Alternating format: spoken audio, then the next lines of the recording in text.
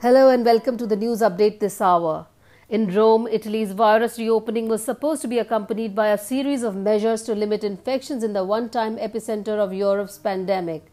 The distribution of millions of inexpensive surgical masks to pharmacies nationwide, a pilot project of 150,000 antibody tests, and eventually the rollout of a contact tracing app. None of these is in place as Italy experiments with its second week of loosening restrictions and looks ahead to Monday's reopening of shops in some regions.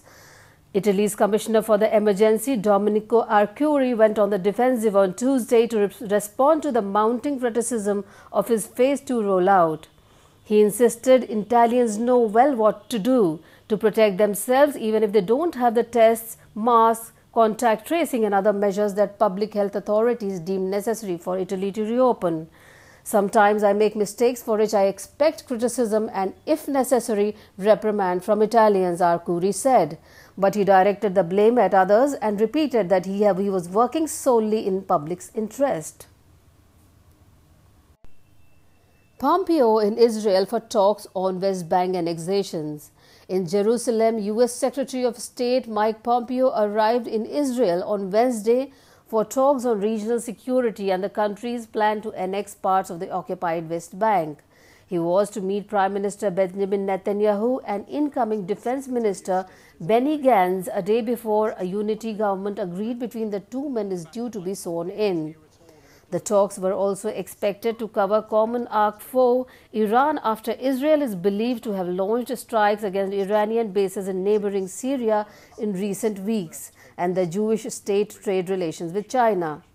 Pompeo wore a red, white and blue protective face mask when he landed at Ben Gurion Airport near Tel Aviv for his first trip abroad in nearly 2 months amid the COVID-19 pandemic.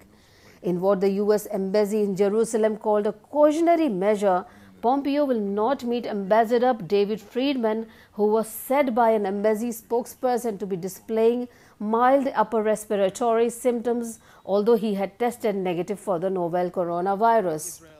Israel's 16-month political deadlock ends this week with the formation of an unusual government. This man, Benny Gantz, once Netanyahu's rival, is now his coalition partner and will take over as Prime Minister in 18 months.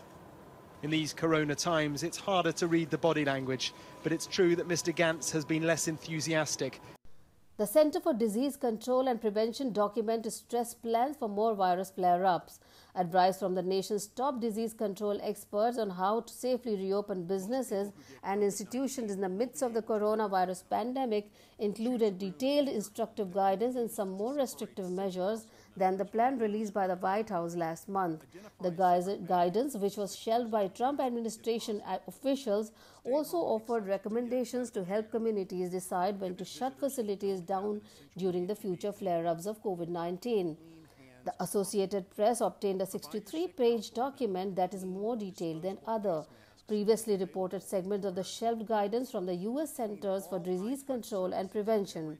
It shows how the thinking of the CDC infection control experts differs from those of the White House managing the pandemic response. The White House's Opening Up America Again plan was released April 17th, included some of the CDC's approach but made clear that the onus for reopening decisions was solely on state governors and local officials. And now time to review the climate change. Claims by oil and gas companies that they are curbing their carbon emissions in line with net zero targets are overstated, according to a new review. The independent analysis of 6 large European corporations acknowledged that they have taken big steps on CO2 recently. In April, Shell became the latest to announce ambitious plans to be net zero for operational emissions by 2050. But the author says none of the companies are yet aligned with the 1.5 degrees centigrade temperature goal. Scientists argue that the global temperature must not rise by more than 1.5 degrees centigrade by the end of the century if the world is to avoid the worst impacts of climate change. This is Jyoti reporting for Our Voice.